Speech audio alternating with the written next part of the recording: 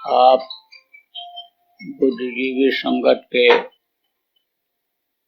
जितने भी गुरु भाई तथा प्रेमी हैं, सब लोग बोलिए जय गुरुदेव।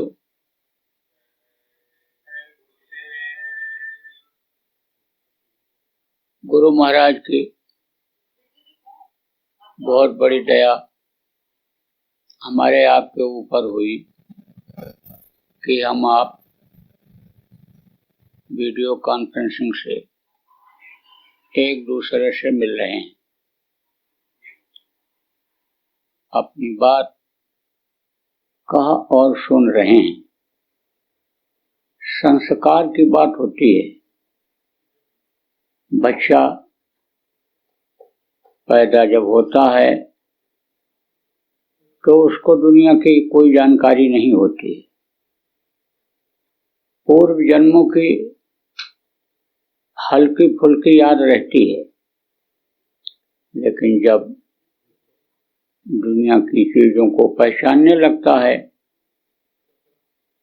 दूध की फिक्र होती है, माँ के प्यार की फिक्र होती है, तो वो भी चीजें सब भूल जाती हैं। पेट में तो पहले जन्मों की भी याद रहती है, लेकिन बाहर निकलने के बाद भूल जाती है। कुछ समय के बाद हल्का फुल्का जो ज्ञान रहता है पीछे का, वो भी खत्म हो जाता है। तो बहुत कुछ परिवार वालों के ऊपर निर्भर करता है। जैसा परिवार होता है वैसा संस्कार पड़ता है। इसीलिए लोग कहते हैं कि गुरुकुल में विद्यार्थी को पढ़ाओ, बच्चे को वहां का विद्यार्थी बनाओ, अच्छे स्कूल में इसको भर्ती कराओ कि जिससे अच्छे ओहदे पर पढ़ लिख करके चला जाए। तो जिस घर के लोग जैसे होते हैं वैसा संस्कार बच्चे के ऊपर पड़ता है। फिर साथ का असर होता है, स्कूल के बच्चों का, स्कूल के शिक्षकों का असर होता है।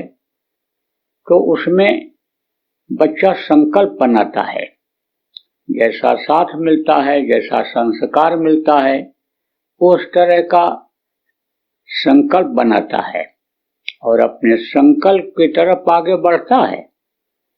तो आप इसमें बहुत से लोग अधिकारी हो, बहुत से लोग समझो कि कर्मचारी अच्छे पोस्ट के हो, तो आप लोगों ने भी संकल्प बनाया होगा कि हमको अपने लक्ष्य पर पहुंचना है। जो भी लक्ष्य आपने बनाया होगा, अब पढ़ाई के समय ही संकल्प लोग बनाते हैं कि हमको कलेक्टर बनना है, कमिश्नर बनना है, हमको जज बनना है, हमको डॉक्टर बनना है। जैसा साथ रहता है, जैसा संस्कार रहता है, उसी तरफ उसका ध्यान रहता है। कुछ लोग तो नाम कमाने के लिए, गृहस्थी चलाने के लिए, जीविका चलाने के लिए संकल्प बनाते हैं।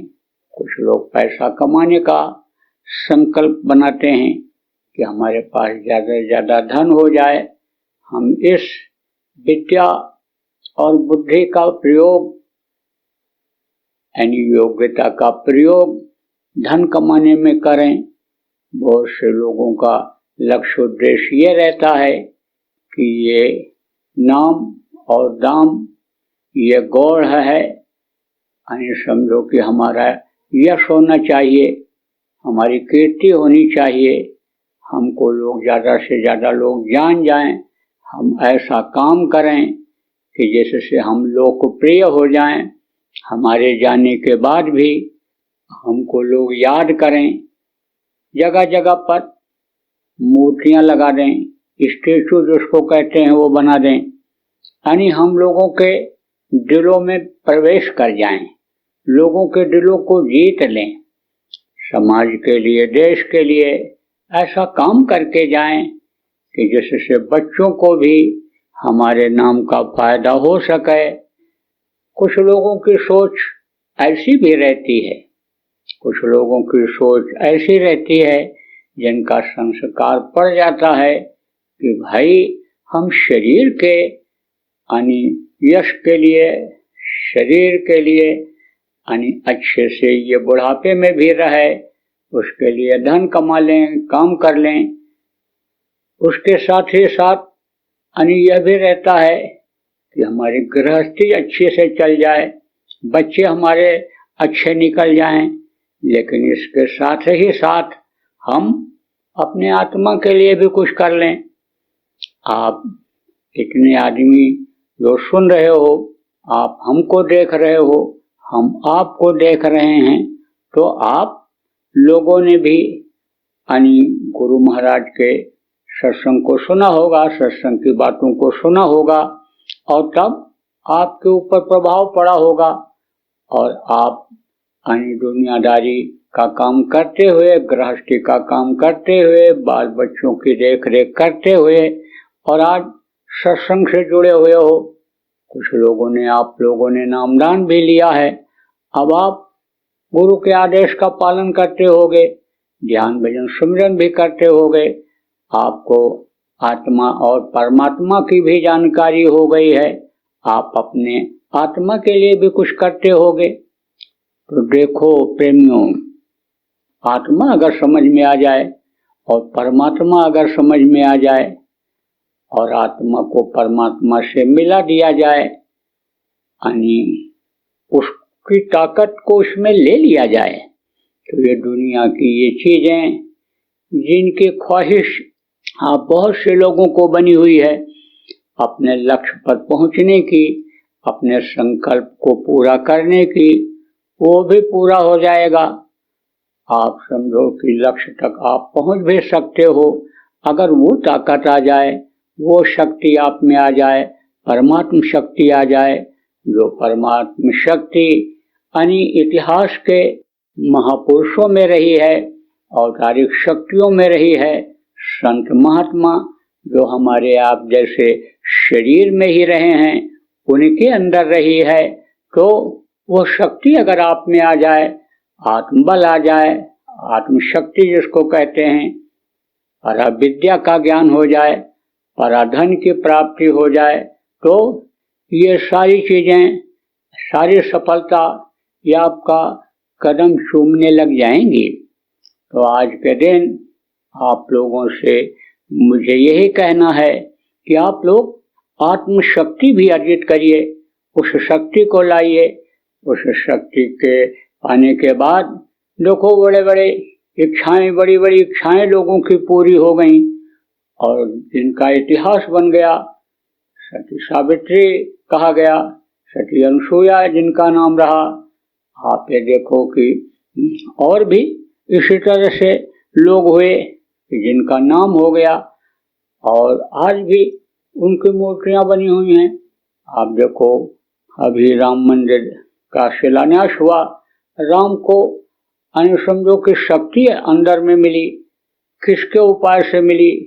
गुरु वशिष्ठ के उपाय से मिली, गुरु विश्वामित्र से मिली और उन्होंने उस शक्ति को प्राप्त किया कि जिससे अन्य मनुष्य बलवान होते हुए भी और उनके सामने परास्त हो गया। मनुष्य शरीर में ही रावण था, इतनी शक्ति थी कि उतनी शक्ति इतिहास उठा के देखो तो राम में भी नहीं थी। आप ये समझो कि रावण को मारने के लिए समझो परशुराम जी से दो शक्ति उन्होंने मांगा था, ताकत जब उनकी मिली तब आप ये समझो कि उसका वो विनाश किए थे। जिस तरह से धनुष को नहीं तोड़ पा रहे थे, समझ लो गुरु को प्रणाम किया जब उन्होंने धनुष यज्ञ में, गुरु ही प्रणाम मन ही मन कीन्हा, अति लाघव उठाए धन लीन्हा। जब गुरु को प्रणाम करके ताकत को मांगा तब उनकी पूरे शरीर की शक्ति जो जीवात्मा की फैली हुई है वो एकाग्र हुई, दोनों आंखों के बीच में आई और फिर दृष्टि डालते ही धनुष टूट गया था। तो आपको गुरु ऐसे मिल गए कि जो उनको मिले थे। कृष्ण का नाम क्यों हुआ? कृष्ण के गुरु की वजह से हुआ, गुरु की ताकत से उन्होंने काम को किया। बहुत जगहों पर आप देखो गुरु की चर्चा आई है, गीता में भी कई जगह गुरु की चर्चा, और गोस्वामी जी महाराज के रामायण में भी तो कई सौ जगह गुरु की चर्चा आई है। और गुरु का महत्व बताया है उन्होंने, गुरु की कृपा के बारे में भी खुद उन्होंने वर्णन किया। गोस्वामी जी महाराज ने कहा कि जब ये वापस अयोध्या लौट करके आए तो माता कौशल्या को भ्रम हो गया, या तो सुकुमार युगुल मेरे बारे, कौन भांति लंका पति मारे। इतने छोटे से बेटा, छोटे सी उम्र तुम्हारी, और तुमने इतने बड़े पराक्रमी रावण को मारा कैसे? जिसके सामने वरुण कुबेर, सुरेश समीरा और रण सम्मुख धरी काहु नधीरा, बड़े बड़े देवता नहीं ठहरते थे, नहीं टिकते थे, लेकिन तुमने उनको इस तरह से मारा कैसे? ऐसा तो नहीं, यह अतिशयोक्ति हो तुम्हारी, तुम बढ़ा चढ़ा करके बता रहे हो। तब उन्होंने माता से सही बात जो था वो बताया। कहा माता जी, मेरे अंदर शक्ति नहीं थी, आपका संस्कार तो मेरे अंदर था, मेरे अंदर आपकी वजह से ही, यानी आप जैसी सती के दूध पिलाने की वजह से ही मेरा दिल, दिमाग और बुद्धि ऐसी प्रखर हुई कि गुरु के आश्रम में जाकर के गुरु ग्रह पढ़न गए रघुराई, अल्पकाल विद्या सब पाई, कम समय में मैंने उनसे सब कुछ सीखा, और उन्हीं की दया से मैंने रावण को मारा। गोस्वामी जी ने लिखा है कि भगवान राम ने माता कौशल्या से कहा कि गुरु वशिष्ठ कुल पूजी हमारे, और तिनकी कृपा धनुर्धर मारे। एमा मेरे अंदर कोई ऐसी शक्ति नहीं थी, वो तो गुरु वशिष्ठ की कृपा थी, गुरु विश्वामित्र की कृपा थी, गुरुओं की कृपा से मैंने रावण को मारा। तो आप सभी को गर्व होना चाहिए कि आप गुरु महाराज जैसे गुरु को पाए, और गुरु महाराज के पास से आपको ऐसी युक्ति मिली कि आपका तीनों काम हो सकता है। तीन काम कौन कौन? आप ये समझो कि शरीर के रक्षा के लिए जो भी आप समझो खाने पीने का, रहने का इंतजाम करते हो, वो भी भरपूर हो जाए। जब तक शरीर रहे उसकी कमी ना होने पावे, और आपके परिवार, आपके बच्चे जिनको आपने पढ़ाया लिखाया, जिनसे आपको ये उम्मीद है कि हाँ ये बुढ़ापे में हमारी सेवा करेंगे, उनका दिल, दिमाग, बुद्धि सही रहे और वो आपकी सेवा कर लें, वो भी अपना फर्ज अदा कर लें, आपका शरीर भी सुखी रहे और आपको यश भी मिल जाए, जाने के बाद भी आपको लोग याद करें, आपके नाम पर आपके बच्चों को सम्मान मिले और आपके आत्मा का भी कल्याण हो जाए। तो ये आपके समझ लो कि मुट्ठी में चीजें हैं। जब नाम रूपी रत्न आपको मिल गया, नाम रूपी दौलत मिल गई, जब सूरत को अन्य शब्द के साथ जोड़ने का अन्य तरीका आपको मिल गया, समर्थ गुरु महाराज जैसे मिल गए, तो अब आपको अपने जीवन का क्षण इन भौतिक चीजों को इकट्ठा करने में, दुनिया बनाने में ही नहीं लगाए रखना है। आपको कुछ समय अपने लोक और परलोक दोनों बनाने में लगाना है। देखो बहुत कोशिश करते हैं लोग, लेकिन अपने लक्ष्य तक जीवन भर नहीं पहुंच पाते हैं, और जब दया हो जाती है, कृपा हो जाती है उस मालिक की, तो वही लक्ष्य बहुत जल्दी हासिल हो जाता है। आप लोग इसमें अच्छे अच्छे अधिकारी बैठे हो जो बहुत मेहनत करने के बाद अधिकारी बनते हैं। जो कंपटीशन आप लोग पास करके आए, उसमें एक बार, दो बार, तीन बार, चार बार भी बैठने के बाद और नहीं आगे बढ़ पाते, नहीं पास हो पाते हैं, आप लोग इसमें ऐसे भी हो कि एक बार 2 बार में ही पास हो गए होगे, कर लिया होगा, तो 4 बार 6 बार में जो नहीं पास हो पाते हैं और आप एक बार 2 बार में ही पास हो गए तो कहोगे ये दया हो गई।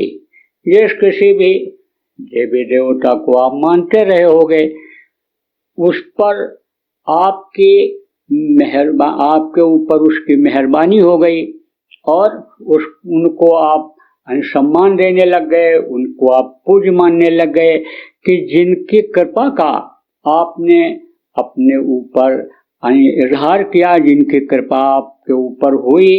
तो आप में से कुछ ऐसे भी लोग हो कि जो संस्कार ही गुरु महाराज के सानिध्य में मिला, तो आपके ऊपर तो विशेष दया है। लेकिन दया के घाट पर जब बैठोगे तभी दया मिल पाएगी। दया का स्रोत होता है, दया का घाट होता है। तो गुरु को बराबर याद करो, गुरु के वचनों को याद करो और गुरु के बताए रास्ते पर चलो। अब यह काल और माया का देश है, बहुत ही यहाँ माया का पसारा है। कदम कदम पर ठगने की तरह से ठगने के लिए माया तैयार खड़ी है। लोभ लालच में फंसा सकती है, काम क्रोध में आपको फंसा सकती है, अहंकार ला करके फंसा सकती है, आपको परमार्थ से दूर कर सकती है। तो आपको ऐसे समय पर होशियार रहने की जरूरत है। जब गुरु को हमेशा याद करते रहोगे तो गुरु आपके अंग संग रहेंगे, गुरु मस्तक पर सवार रहेंगे और हमेशा आपकी बचत होती रहेगी, हमेशा आपको संभालते रहेंगे। लेकिन गुरु को हृदय में बसाना, गुरु को मस्तक पर सवार कर पाना भी, हमेशा उनको याद रखना भी इस समय बहुत ही कठिन हो रहा है। लेकिन जब गुरु का बताया हुआ नाम जब जपते रहेंगे, जब बार बार आवाज मुंह से निकलता रहेगा, तो जब द्रौपदी को समझ लो कि कृष्ण का नाम याद हो गया था और कृष्ण को बराबर याद करती रहती थी, तो मुसीबत में उसके मुंह से कृष्ण ही निकला, दूसरा नहीं निकला। क्योंकि याद तो लोगों को भी करती थी, लेकिन इनसे ज्यादा प्रेम था, इन पर विश्वास था, तो मुंह से कृष्ण ही निकला। तो कृष्ण ने देखो कैसे रक्षा किया। आप ये समझो कि जो बाहुबली थे, जिनको अपने बल के ऊपर, धन के ऊपर, प्रतिष्ठा के ऊपर अहंकार था, वो लोग सब चित हो गए, सोच नहीं पाया ऐसा हो जाएगा। तो आप इस बात को समझो कि गुरु की दया जब आपके ऊपर हो जाएगी, तो कहा गया कि जा पर कृपा गुरु की होई, ता पर कृपा करें सब कोई, तो सबकी कृपा होने लगेगी। इसलिए आप गुरु के नाम को बराबर याद रखो और लिंक को आप पकड़ लो। जैसे ये जोड़ने के लिए इसमें वीडियो कॉन्फ्रेंसिंग में आपको लिंक भेजे होंगे और तब आप जुड़ पाए हो, हम आप एक दूसरे के सामने हो पाए हैं। ऐसे ही लिंक पकड़ो। कौन सा लिंक? लिंक उस मालिक से मिलने का, वो तो जो नाम ध्वन्यात्मक बताया गया, गुरु महाराज ने बताया, और वर्णात्मक नाम का जो लिंक है उसको पकड़ोगे तब मन इधर से हटेगा, माया ढीली पड़ेगी और तब उस लिंक को आप पकड़ पाओगे। तो वो लिंक कौन सा है? जय गुरुदेव नाम का लिंक है। तो बराबर जय गुरुदेव नाम को अंदर में बोलते रहो, ध्यान करते रहो। आप जब भी खाली समय मिले आप देखो, काम में आप लगे रहो, काम करते रहो, और जैसे काम की तरफ से ध्यान हटे और समझो कि सामने का लक्ष्य जो आप बना करके चलते हो कि हमको दुकान खोलना है, हमको दफ्तर जाना है, हमको मुकदमा देखना है, हमको ये काम करना है, उस काम में थोड़ा भी मौका मिले तो आप बस फौरन नाम बोलते जाओ, तो लिंक में आप रहोगे। और इस लिंक में अगर आप रहोगे तो आपका वो भी लिंक जुड़ जाएगा। अब रही बात ये कि इस वक्त पर आप समझो जिसको वर्कलोड कहते हैं, यानी चाहे जिस चीज का हो, चाहे दुकान का हो, दफ्तर का हो, खेती का हो, लोगों के ऊपर बहुत ज्यादा रहता है। कुछ तो रहता है यानी समझो नौकरी की वजह से, नौकरी के काम की वजह से, जिम्मेदारी की वजह से, और कुछ आदमी अपने दिमाग से भी और पाल लेता है और बढ़ा लेता है कि हमको और ज्यादा इस क्षेत्र में आगे बढ़ना है। तो ऐसे समय में सुनता जब है, समझता भी है, लेकिन वो उस काम में भूल जाता है। अब रही बात ये कि जब रोज की बोलने की एक बार आदत बनेगी तब बराबर याद रहेगा।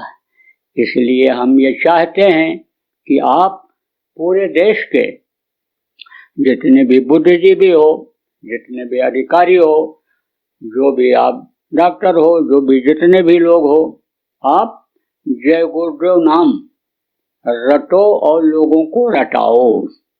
उसके लिए आप जितने भी लोग इस समय जुड़े हुए हो, आप विचार करो, आप अपनी गोष्ठी करो और एक समय आप निश्चित कर लो कि आधा घंटा की नाम धुनी हम लोग इसी तरह से वीडियो कॉन्फ्रेंसिंग से बोलेंगे। तो बोलने की आदत बन जाएगी, बोलने का टोन आपको मालूम हो जाएगा। आप ये समझो जैसे आवाज ही होती है, करुण आवाज जब होती है तो लोग दौड़ पड़ते हैं। ऐसी आवाज साधारण आवाज होती है तो सुन करके भी लोग अनसुना कर देते हैं, लेकिन जब करुण आवाज होती है, आवाज ही देखो यह पान फूल खिलाता है, मीठी वाणी बोली जाए, दीनता से किसी से कोई चीज मांगा जाए, भूख लगी है और दीनता से रोटी मांग लें तो दूसरी माँ खिला देती है। और अपनी माँ को अगर तेजी से बोलें, गलत शब्द बोल करके और समझो कि मांगें तो माँ रोटी के बजाय थप्पड़ मार देती है।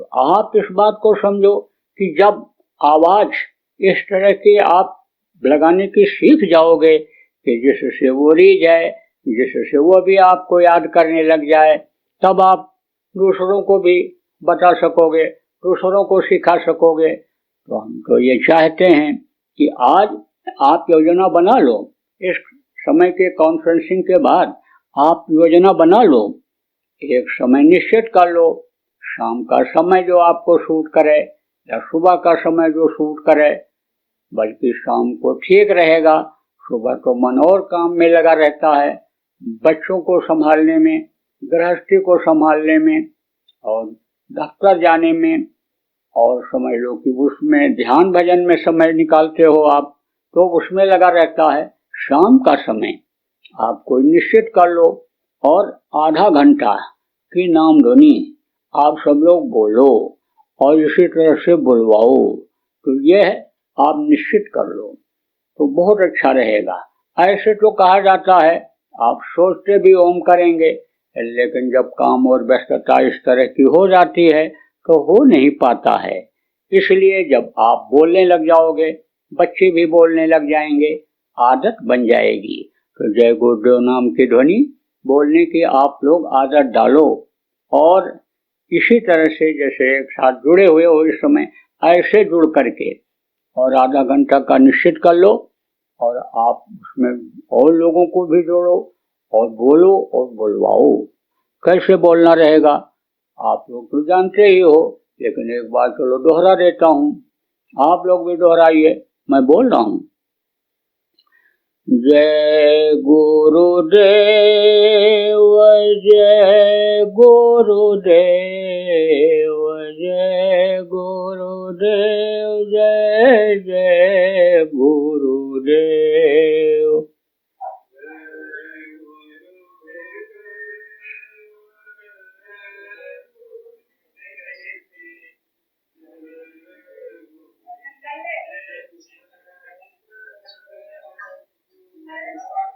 जय गुरुदेव, जय गुरुदेव, जय गुरुदेव, जय जय गुरुदेव।